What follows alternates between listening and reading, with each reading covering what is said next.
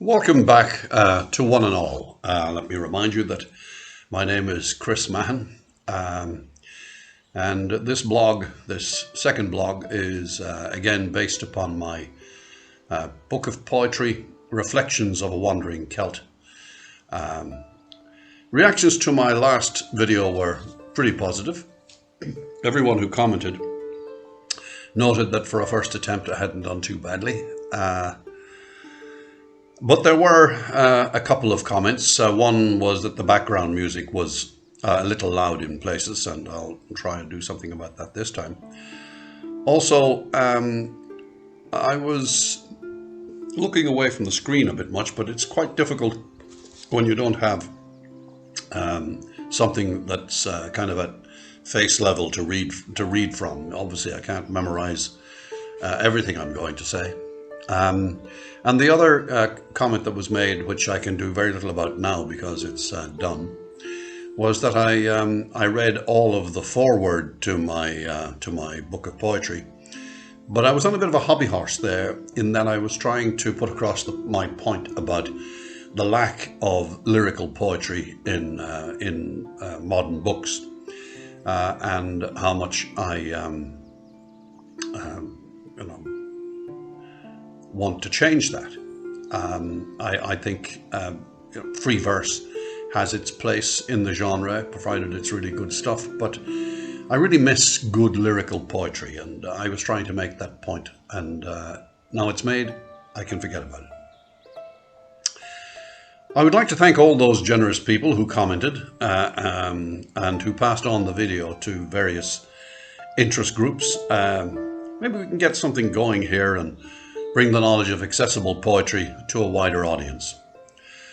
This time around, I intend to get right into the poetry and again read a poem from each section of the book. And if there's time, maybe repeat that again. Don't forget to press the thumbs up and leave a comment. And if you like the poetry, the book is available on Amazon.com and on Amazon.com.uk. And also, press the subscribe button if you so desire. I'd like to start with a poem that I wrote for my present wife, and Margaret, if you're out there, hello sweetheart. It's called Inamorata. You are warm spring evenings blessed with birdsong in the glow of the blazing blood-red western sky, drowsily dipping its grandeur in a mill-pond sea. You are rolling froth-topped tumbling waves, ambling airily in dream-drenched foam, billowing before the dying embers of the day. You are the strength of spars and sails, surfing swiftly through the blue-tinged torrent of a timeless turbulent tide.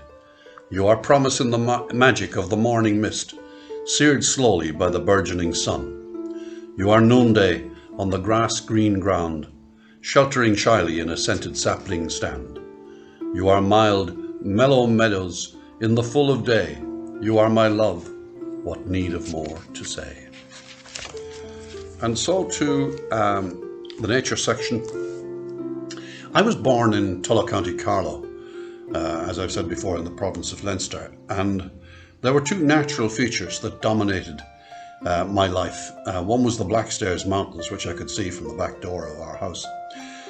And the other was the Slaney River, in which as a child I had so much fun with my contemporaries in the wonderful summers we appeared to have in those times, unaffected as we are today by climate change. Anyway, the poem is called Slaney Side.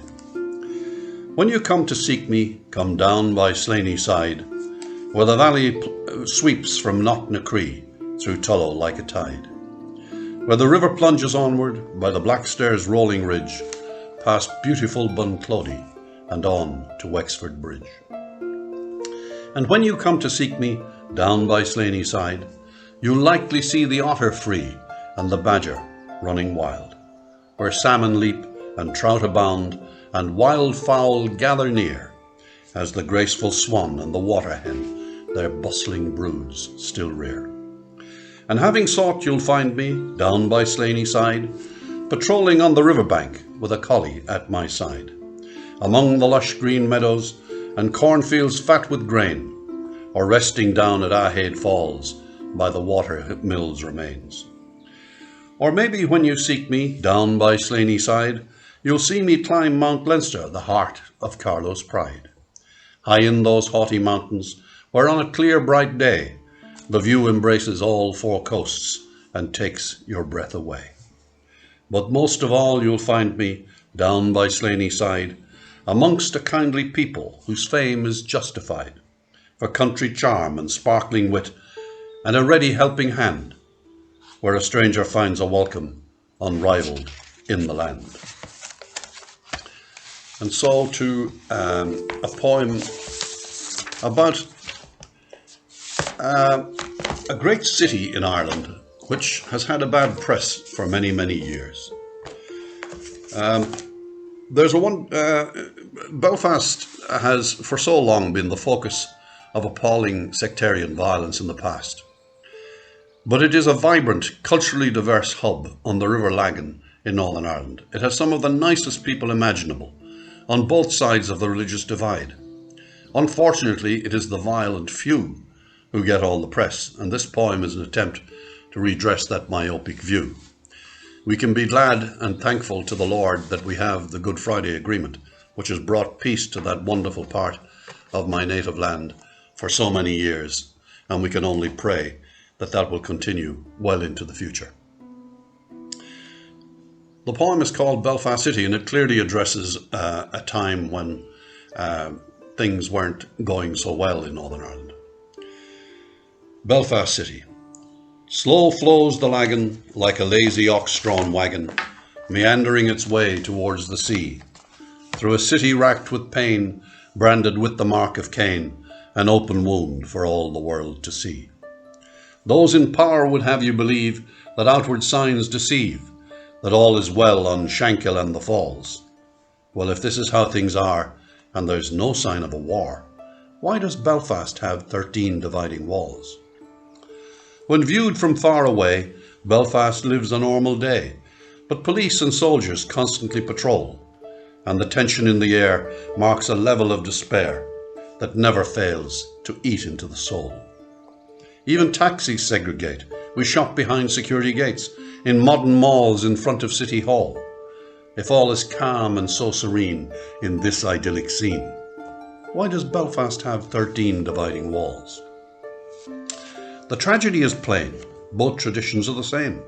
Scratch them both and beneath you'll find a Celt, subtly brainwashed through the years to magnify their fears and guarantee that hatred never melts. The men of violence thrive, while the people just survive, as overhead the city streets there hangs a pall. Two traditions edge to edge, separated by the wedge of Belfast's high 13 dividing walls. As the ministers of God go about their daily job, or tend their flocks with loving pastoral care, do they pause each day to think, as we teeter on the brink, of the graveyards filled to bursting point each year? When they gaze down from the altar, or sing sweetly from the psalter, while believing brethren pack their church's stalls, does each of them reflect, in whichever Christian sect, that Belfast needs 13 dividing walls? As children fill the street, always looking very neat, in school uniforms that state which faith they claim, or play on vacant sites, ever-present military might encircles what should be a child's domain. After all the years of gore, will we do to them once more what has kept this lovely city long in thrall? Will we once more have to say, when the children ask one day, yes, Belfast needs 13 dividing walls?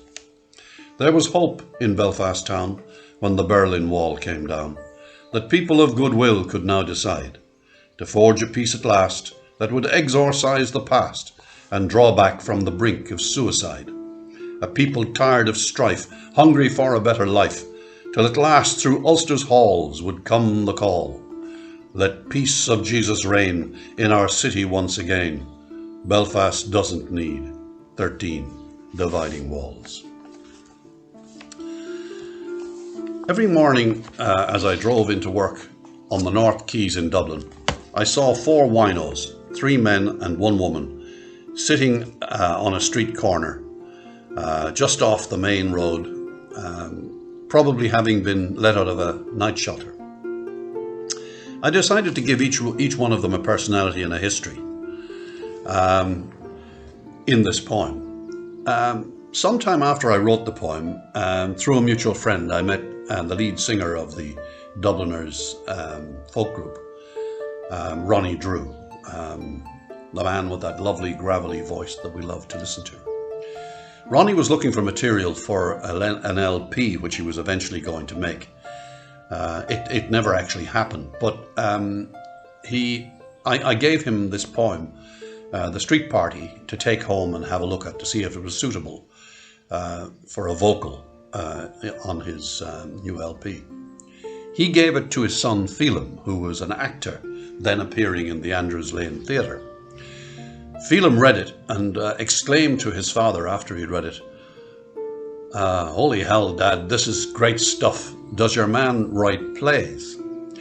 I loved the comment because at a time when I wasn't even contemplating publishing my poetry, it was one of the few pieces of praise that I got. Anyway, it's called The Street Party. 8 o'clock in the morning, I assume my accustomed place, 4 from the left in line, back arched against the pebble dash wall, yards from the bellow of the North Dublin Quays. There's a chill in the morning mist etched on the condensed breath of the city's comfortable citizenry, indulging their daily progress from warm hearth to warm desk, bellies distended with rich victuals. There's a gap where the last flagon of cider permeated my system, blotting out reality and the mundane misery of cloying, crushing circumstance.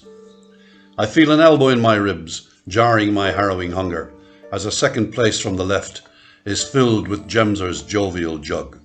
Clad by the Simon community in everything but manners, he is the warmer for it, though not in disposition or intent. His gulping bites at a chip-filled roll belch a gangrenous greeting, giving halitosis a bad name. A man of lineage fallen from grace, he is at ease with poetry or prostitutes, the latter more Ben Burb Street than Fitzwilliam in more halcyon times. He's sick, but cares not a damn, since death is a friend long awaited, whose mad Mauvais methods detain him at a diffident distance, till the Simon coat slips from his shivering frame at dead of numbing night, offering hypothermia, another inglorious victim. Johnny sails into sight, grimace set in Stygian stubble, no philosopher this, or lover of poetic paeans. He is a practised vulgarian, seeing no sense in civilization, a chameleon worshipper of chaos, ranting and roaring his ire at organised religion and the smugness of settled society. So often seen staggering the centre of the road, or intent on minding the middle of a 4-lane, he's battered, blood-stained and scarred from a plethora of arguments with quixotic adversaries. Nursing 2 fresh lesions boasted like heraldic honours, he totters tipsily to the 3rd paved station, warming his ire in our collective misery. Next to come sweet Bridget, adding tone and temperament to our vainglorious Valhalla. Her affability in adversity, her patience in the face of paucity, her insight in the midst of insanity, her stoic good humour in the face of horror, her gentleness in the face of brutality, shines through the booze, the glue and the drugs, like a paschal candle in a deserted Easter cathedral. She told me she had no memory of family, but those who do, and they are few, say she bore a low and lowly estate. She seeks the 4th place, subsiding into its familiarity like an old raddled barge on the Grand Canal, distressed, dissolute, dispirited, licking her liberal lacerations in the fractious friendship of our garrulous gargoyle gathering. We are a cabal of calcified cadavers in a twilight world, slipping and sliding between a partly perceived reality and a covenant of constant confusion, purloined of purpose, milked of meaning, and so it seems to the casual observer. But we can recall the pressure of settled life, the cloying, clammy sameness of rancid routine, the tyranny of tolls and taxes and myriad demands, driving us inexorably tumbling through alcohol's anodyne door into the waiting arms of calm oblivion, coaxing and courting us with the cerebral subtlety of a whore, intent on all we possess, drowning us in a liquid libidinous lake of the overpowering ordure of self-pity. We part happy band have retreated like the whipped lemming legions of a haughty general, running scared from all conquering curse of modern life. We have rejected réchauffé reality designed by demented despots and embraced our imperfect, shining shantytown imperfection, erected on sand, never conceived to endlessly endure. Mired in misanthropic minatory misery, circled by cold, humbled by hunger, festooned with fetid, festering filth, the early morning street party is our touchstone, talisman and link with what residual reality there is in an unforgiving, driven world. It is our personal Pitcairn, and we have long since immolated our means of escape with relentless, reckless relish. The street party is complete. We four comfortable and content amid the discomfort of our happy huddling from the dank morning mist. Know this state has lingered longer than our befuddled brains can grasp. Together in the half-light, we trade fables of frenetic foraging for basics, rejoicing in the crumbs cascading from rich tables, welfare, volunteers, charities and do-good folk, providing us with one good square a day when we deign to desert the flagon of golden glory, scrounged, stolen, or swapped. Stark warnings haunt the idiocy of our ramblings, as with sweet Bridget, when she wastes meagre resources on glue and drugs, and we rescue her in the nick of time from cruel Sharon's grasp, a crazed and frightened child, grim reminder of our pathetic, perilous plight. Yet we lack the will to change. Abuse has robbed our reason. We drift in destructive, dreary desperation, wishing the grim reaper to confer compassion one sub-zero night, when dense with drink we succumb, slipping silently into oblivion, no longer burdening the bemused citizens of Anna Livia's littoral. And so to a poem from my humour section. Some years ago, I worked in County Wexford in New Ross, where I was supervising and managing the building of a seafed oil terminal for a company called Campus Oil. I was occasionally summoned to head office in Dublin, and on the way up there, I used to pass a 2-acre field which was full of strawberries, in the season, of course, near the village called the Roar. I would buy 2 chips or baskets. They're much larger than a punnet, okay? Probably 6 punnets to a chip. But in any event, I would take one of these chips and deliver it to my sainted mother, rest her soul, in Tulla, County Carlow, and I'd have the other one eaten by the time I got to Dublin. Anyway, it's called strawberry fever. In my saner moments, I'm a stoic, but I become a rash and sinful epicure. When the strawberries are ripe, I become the gorging type and stuff them down my gullet by the score. They're so tempting, red and juicy, I feel I haven't done my duty till I've eaten every punnet in my reach. As the juice runs down my chin, I know that gluttony's a sin, and in hell the devil's carving out my niche. County Wexford is to blame. They're growing strawberries again, and resisting them would be too great a trial. There are other ways, I say. If for sin you have to pay, you can wear hair shirts, not practice self-denial. It happens every year when the strawberries are here. I can't help straying from the narrow path. Yet I feel the Lord, when he made the strawberry sward, he made allowances for strawberry psychopaths. And so to a poem from the African section of the book. Now, there's a wonderful book about the Zulu nation called The Washing of the Spears by Donald R. Morris, a graduate of Annapolis Naval Academy in the USA and a former naval officer and also a CIA operative in his time, who took to writing books in his retirement. The suggestion to write this particular book came to him from no less a person than Ernest Hemingway. It took 8 years to write, and it was published first in 1966. It's about 600 pages long and has a very detailed bibliography. The washing of the spears of the title refers to the short stabbing spear invented by Shaka, king of the Zulus, which had to be washed in the blood of an enemy before a warrior was regarded as fully fledged. It was called the hwa, from the sucking noise it made when extracted from the body of an opponent. Some years ago, I hosted His Royal Highness Prince Gacha Mangosuthu Buthelezi at a dinner in the Cape Town Club when I was the deputy president there, or the deputy chairman. He wrote the foreword to the book, and he is the hereditary prime minister of the Zulu nation and the great-grandson of King Quechua, who defeated the English at the Battle of Isandlwana in 1879. His Royal Highness even played his distinguished ancestor in the film Zulu. I asked him why he, why the tribe, the Zulu tribe, chose Morris to write this book, because he wasn't a mainline historian. And His Royal Highness said that I made a good point, but that Morris had met with the king and his courtiers and so impressed them with his great knowledge of the Zulu nation and his love of the Zulu people that he was a shoo-in to write the book.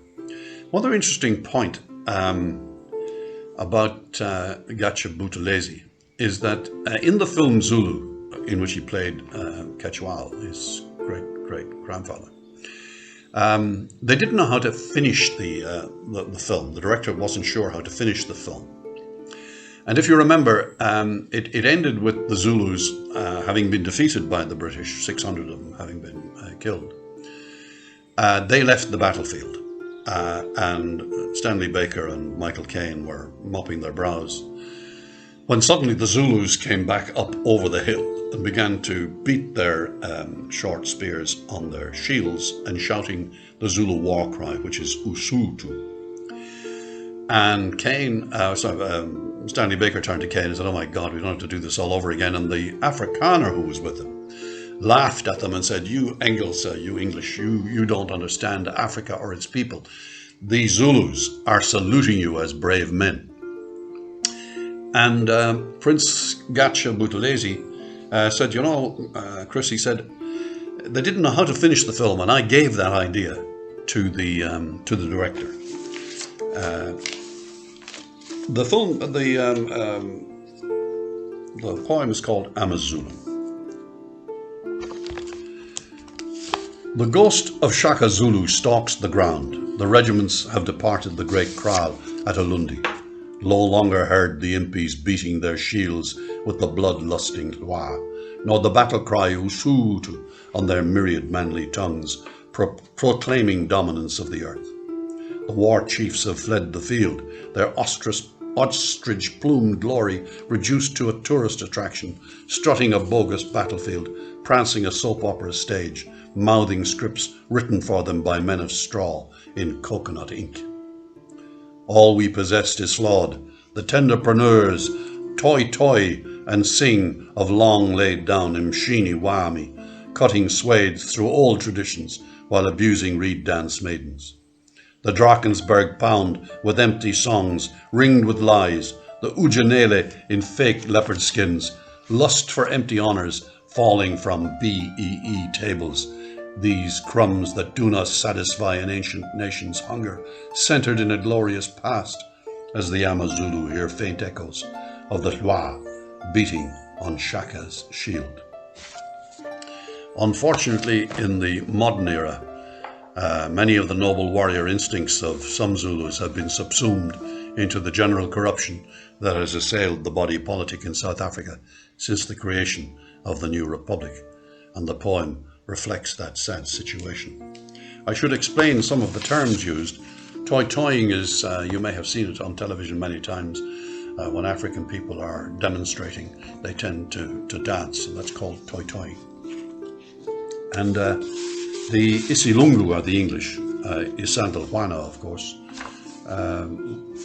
the place where the Hwa is the short stabbing spear, which I explained earlier.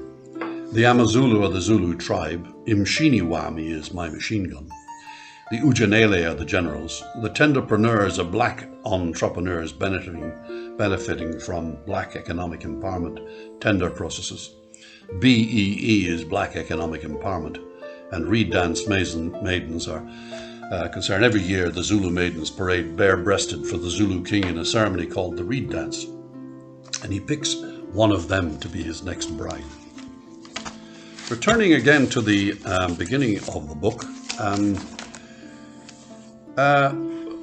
anybody listening will be probably aware that some 35 to 40% of all marriages tend to end in between the first 5 and 10 years in divorce, and many don't end well. This poem chronicles the breakup of relationships, including one of my own, although my own divorce ended extremely amicably from my first wife. And it also deals with the business of catering for the aftermath of breakups. It's called Conflict and Compromise. Deep scarred as though wounded in battle, bright armour destroyed by the fray, the searing's incisions gouged deep in the soul, proud defences in deep disarray.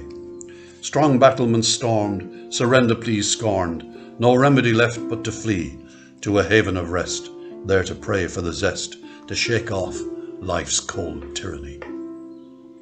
When feeling alone is lodged in the bone, there remains but a crumbling facade, an unruffled mien plastered thinly on pain and a mind that's forever on guard.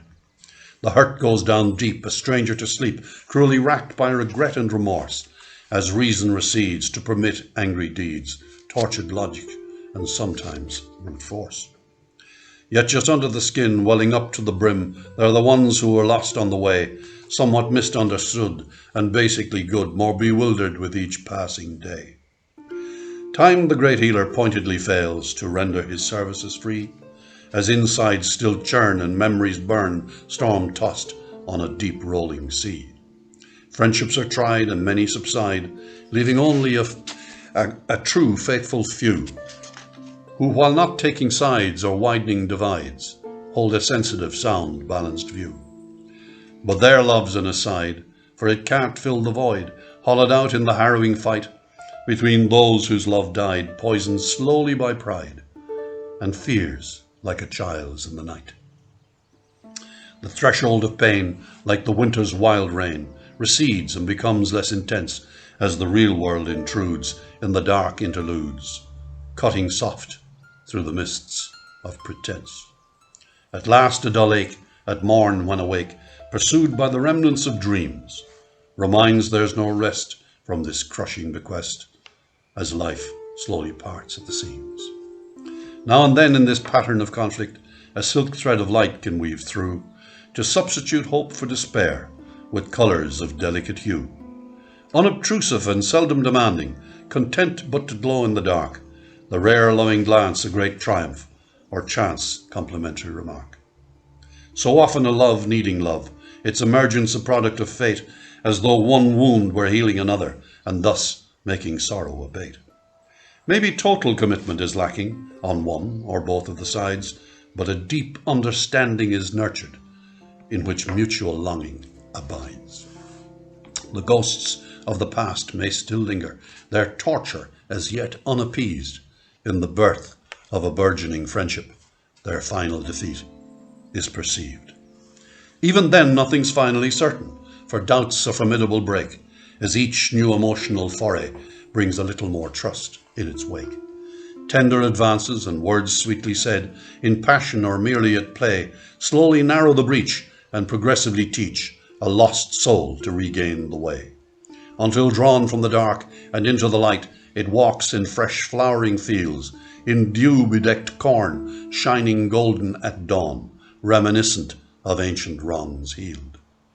Rearmed for the task, deftly shorn of the mask, which long held the mind trussed in chains, the bold sally forth, exorcised of the hurt, gripping destiny fast by the reins. Wearing wisdom wrought of great suffering, tempered steel from the furnace of time, at last resolved on renewal and a long draught of life's heady wine. So to the next poem, which is a bit of whimsy that flowed from a wonderful day spent many years ago on Bannastrand in County Kerry. 7 miles of beach, and the next parish is America. The poem is called Tranquility. The golden sand in undulating falls sweeps laughing, tumbling toward the rolling tide, from where the land a preening posture holds, a waiting, surging sea, his eager bride. The white-topped waves at play with sun and breeze are thrust upon the land with fumbling force, and stirring, swirling, foaming waters tease, seductive suitor sand without remorse. Above the seagull's eager echo sounds, to solemnize the nuptials far below, while over all a pleasing peace abounds, untouched, unspoilt, in evenings after glow. So far removed from taint of life's travail, the soaring spirit wanders uncurtailed.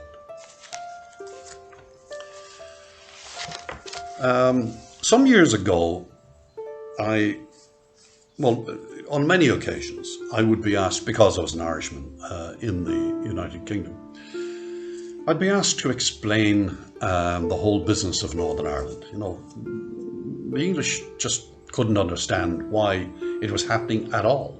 And a little knowledge of the history surrounding it, the planting of 400,000 thereabouts of border Scots, Protestants in Northern Ireland, and the kicking out of the Catholic owners of the land at that particular time. Now these people are still there 400 years later, and they're as Irish as I am. But their loyalty obviously is to the British Crown rather than to Ireland itself. In fact, I'm reminded of an incident that took place in a pub in Belfast, where I was standing in a group of people where I was the only Catholic, and I was talking to a guy on my right from Northern Ireland, and was telling him how much I was, the pub reminded me very much of any pub down in the Republic of Ireland. It was very lively, pints of Guinness rolling out over the bar, and people having a grand time with Irish music in the background. And I said to this guy, it reminds me of the Horseshoe House in Balls Bridge, just before a big rugby match in Lansdowne Road, when people are standing 10 deep in the street trying to get into the bar. And he said to me, "That's true for you." I'll use the Northern Irish accent. "It's true for you, Chris, no doubt about it. We have a lot more in common with you fellas down south than we have with Don crowd across the water. Mind you," he said, "that is not necessarily a plea for a change in the present constitutional arrangements." Anyway, I tried to explain the situation in Northern Ireland to English people by putting forward or juxtaposing the problem that would have occurred if Hitler had won the Second World War. Okay, I called it the English Troubles. What would Mother England do if the winds of change that blew caused Albion to suffer Ireland's fate? Say World War II was won, not by Britain but the Hun, and 400 years had passed since that sad date. Let's say Hitler gained the prize, and to everyone's surprise, conquered England, Wales and Scotland as he'd planned. Then because the Reich was skint, he paid the Wehrmacht for their stint, with 6 southwestern counties of the land. For the next 400 years, these German planters had no fears, as they enjoyed the power and influence of Berlin, whilst stout English hearts of oak suffered long beneath the yoke of jackboot justice practised on their kin. Hans played cricket on the green, and was very often seen dancing round the maypole like a loon. He swapped lager for pale ale, and in autumn slaughtered quail, but still goose-stepped at the Schützenfest in June. 4 centuries then passed, and Britons freed themselves at last from the darkness of the long Teutonic night. But the bitterest pill of all over victory cast a pall, 6 southwestern counties stayed within the Reich. Within this mini German land, a minority British band of patriots want the Union Jack unfurled, while suffering the sad plight of having no minority rights, just like others of their ilk throughout the world. But German planters could now claim, since now English in the main, Mother Deutschland claimed their loyalty of late. No surrender, their proud cry. On the Reich we will rely. What we have we hold within our little state. Who could blame the natives when they say, we have formed the BRA to eradicate the yoke of German might? With the ballot box and gun, we'll overcome the dreaded Hun, replacing German gloom with Saxon light. The BRA proved very good, and after years have long withstood all that Deutschland's forces threw into the mix. No matter how hard the loyalists tried, they could not stem the tide of the BRA's bustling bag of endless tricks. Tanks, guns, Reichsmarks then pour in to shore up this bottomless bin until finally the weary Chancellor calls a halt. We'll pull out and save some pride and not a little of our hide without admitting that this mess was all our fault. Is this too fanciful or unreal, or does it really have the feel of what happened in Ireland in its day? Would it have the same effect if you pause just to reflect? In Great Britain, had Hitler won the day? And now to my next poem, which it concerns a woman I knew once who faced a terrible situation, but bore the tribulation with courage and grace. It's the sort of torment that would have tested, even destroyed a lesser mortal. The poem is called Dilemma, and I think it explains itself. You are precious and desired, so small and so vulnerable. I am your protector. My love for you began before you existed, the expression of another love presaging your growth within me. Your heartbeat is mine, I sense the primordial bond straddling aeons of time, an outpouring of oneness, and avalanche of joy tinged with sadness from the dark scientific certainty that your developing strength can one day destroy me. It seems you will develop into a less than perfect being, ever dependent upon the goodwill and charity of inevitable indifference. I face conflicting choices to simply sacrifice myself. Greater love than this, gifting you an indifferent existence that may not long endure, or snuffing out your tomorrows in selfish preservation. A megaton of pros and cons parade themselves before me with the stinging clarity of a sword thrust to the heart. Nor do I lack conflicting urgings to impale myself on either horn of this appalling dilemma, on which I must with doubtful dignity transfix myself, and soon. What casts me down so low is the barnacled conviction that this damnable decision is mine and mine alone. Nothing and no one, however caring and well-meaning, can lift this leaden limpet mine from my shell-shocked shoulders. I pray that you will forgive me when the awesome moment comes, for as surely as the universe revolves, whichever course I set will steer me to the unsafe harbour of a truly personal hell.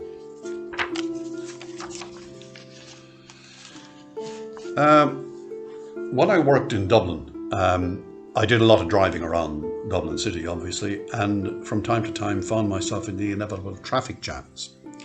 This little poem concerns a situation in which I was behind a woman driver at the traffic lights, and it's called Essential Repairs, in which I immortalize the lady in question. Oh God, look at those eyebrows. They haven't been plucked in years. Perhaps I should try a false eyelash. Where's my tissue? Those mascara smears. Dear Lord, are those lines at the sides of my eyes? Is a facelift the only way out? Or maybe it's just this mirror. It isn't one bit clean. Or maybe it's just when I pout. Who are those Egypts looking at me? I like the one with the pipe. Oh hell, my face is beginning to sag and my skin looks like 2 pounds of tripe. Why is he shaking his fist at me? My hair's in a terrible mess. I think I'll get it cut shorter today. But no, there'd be less to caress. Merciful heavens, that chap started to shout. He's looking particularly mean. Good God, I'm sitting in traffic. How long have those lights been turned green? And the final poem of the day is from the Africa section. South Africa is populated by some of the most wonderful people on earth. Its 11 official languages reflect the amazing diversity of its people, whether Xhosa, Zulu, Pedi, Venda, Sotho, Afrikaner, white, black or coloured. They are not well served by those who have taken power in the Rainbow Nation. An indaba is a meeting, and Africans love an indaba, and it has come into even into the English language, in which someone who doesn't want to be concerned in something will say, "That's not my indaba, it's your indaba." Anyway, it's called indaba. It is an African thing, this love of indaba. It connects us with the ancestors, for without them we do not proceed. Tribal agenda locked in the spiritual, no moving forward before looking back to the days of greatness when at blood-soaked Isandlwana we defeated the powerful Isilungu. The warriors lived to hunt and fight and wash their spears in enemy gore, while women tended babies, made mealie pap and sorghum beer. Now equality plagues our land. Great men talk down from high places and say we are cherished now, lurking jobless in our mean townships, while they circle the globe in splendor, generating pride to place in our empty pots. I am most grateful to you for listening, and I hope you enjoyed the selection of poetry this time, and hopefully we'll meet in the same place in the not too distant future.